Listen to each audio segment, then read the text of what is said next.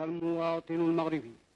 ومن الطبيعي أن المغاربة إذا حصلوا على استقلالهم فإن حياة الوئام ستجري مجراها الطبيعي مع جميع الأوروبيين وحتى مع الذين كانوا مستعمرين أنفسهم.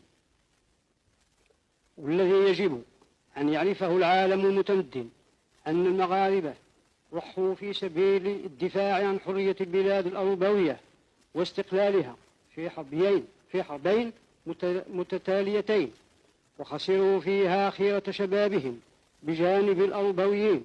وليس من المعقول في شيء أن يحرم على المغاربة التمتع بنفس الحرية التي يتمتع بها الأوروبيون مقابل إشباع ذوي الأطماع الاستعمارية التي لا تقف عند حد، ومع ذلك فهم الأقلية.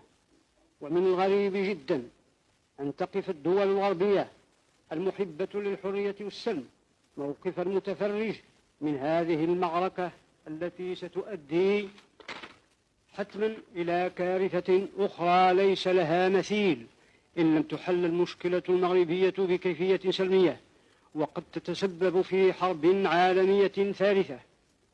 والأمر الذي لا ينسونه المغاربة هي الأيدي الكريمة التي ستساعدهم على نيل حريتهم واستقلالهم. ولسنا ننكر أن من بين الفرنسيين والأسبان قوم عقلاء يرون أن لا سبيل لكسب مودة المغاربة إلا بتمكينهم من حريتهم واستقلالهم.